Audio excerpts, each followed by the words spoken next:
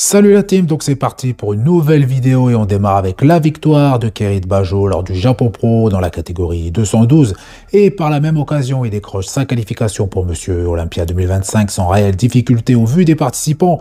Kerit a affiché le physique le plus complet, le plus volumineux, le plus rempli et le plus rond avec une condition très poussée. Donc, victoire écrasante de Kerit qui va pouvoir consacrer de longs mois progresser pour tenter d'améliorer son classement à Monsieur Olympia.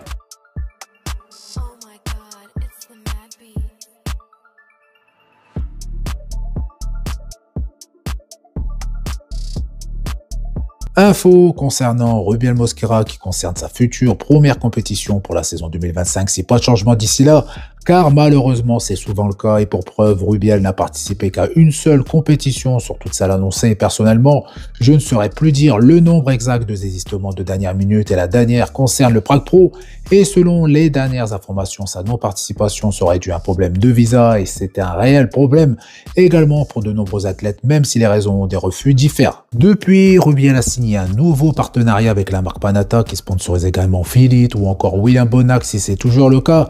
Concernant Rubiel, ce nouveau sponsor pourrait l'aider à obtenir un visa plus rapidement pour ses prochains déplacements, notamment pour participer à certaines compétitions qui se déroulent aux États-Unis, tout comme Beros Tabani.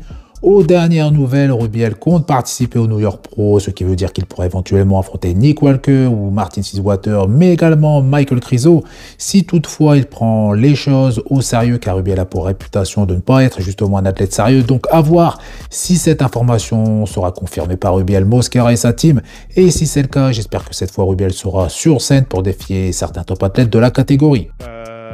Maxilla. Rubia. You know what? I've seen nothing out of him. I saw him in Prague sitting in the audience. The one thing I'm excited about is he's doing the New York Pro. Hopefully he will be impressive. I mean, he's got short arms. He could be good. He was good when I judged him as an amateur and he came third as a pro. Potential is there, but you know, I mean, I don't know why he's not competing now. I don't know what he's doing. You know, it didn't look like he was training very hard from what I saw. You know what I mean? Well, the funny thing is he doesn't need any more muscle. No, but he should be competing. That's what I mean. Like he doesn't need any more muscles. So no, he should be competing. I mean, why not get on stage?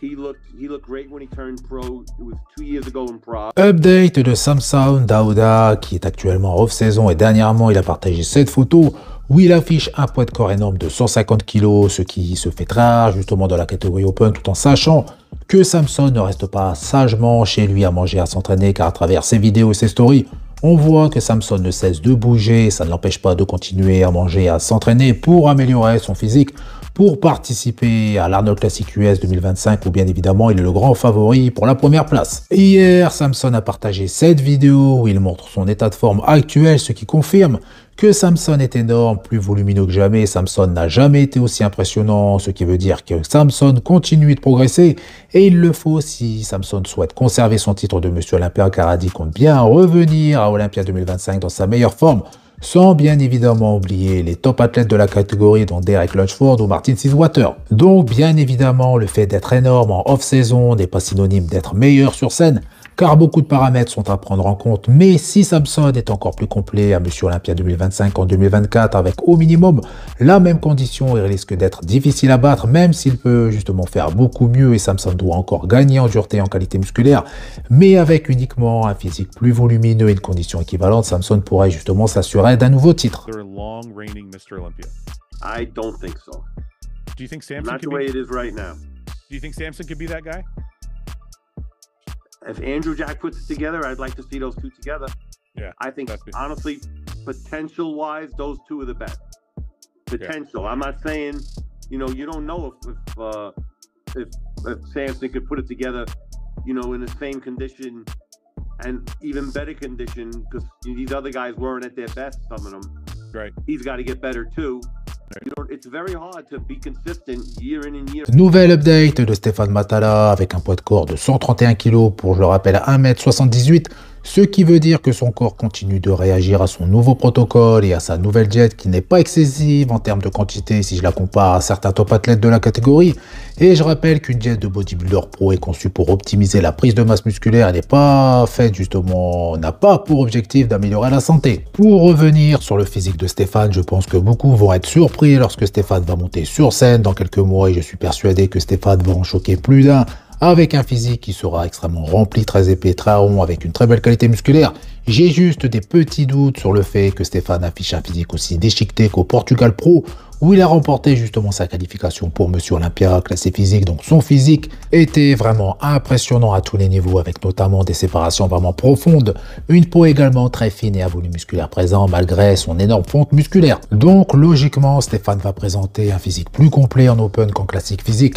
Je fais référence bien évidemment à son dos, j'en ai déjà parlé à de nombreuses reprises à travers mes vidéos, et c'est d'ailleurs lors de sèches extrêmement poussées que ses points faibles sont davantage visibles, mais cette fois avec une sèche qui sera beaucoup moins agressive, je pense que son point faible sera beaucoup moins visible et dans le meilleur des cas, ça ne sera plus un point faible.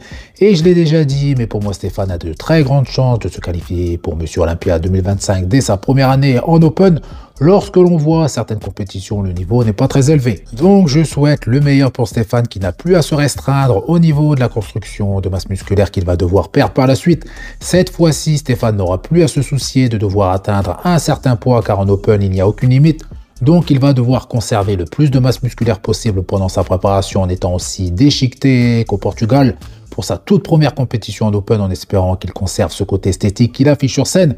Car de nombreux athlètes cassent leur ligne en essayant de devenir de plus en plus gros. Update de Derek Lunsford qui s'est fait assez discret depuis Monsieur Olympia 2024, notamment pour prendre le temps de se reposer à tous les niveaux, mais également pour se consacrer à sa famille, mais également à certains projets personnels comme l'ouverture de sa salle de sport. Donc actuellement, Derek est en off-saison depuis plusieurs semaines et depuis peu il est sans préparateur, tout comme Adi Chopin, puisque Annie Rambod a décidé de mettre un terme à sa carrière de préparateur et la grande question, vers qui Derek va-t-il se tourner pour l'aider à reconquérir son titre de Monsieur Olympia, car bien évidemment, Derek en a les capacités, même si cette année il a terminé à la 3e place derrière Adi Chopin et le nouveau Monsieur Olympia, donc Samson Dauda, mais la tâche s'annonce très difficile et pas uniquement par rapport à ses principaux adversaires, mais également à Martin Fitzwater, qui vient de décrocher sa qualification pour Monsieur Olympia 2025 et Martin était assez proche de battre Derek à Monsieur Olympia 2024.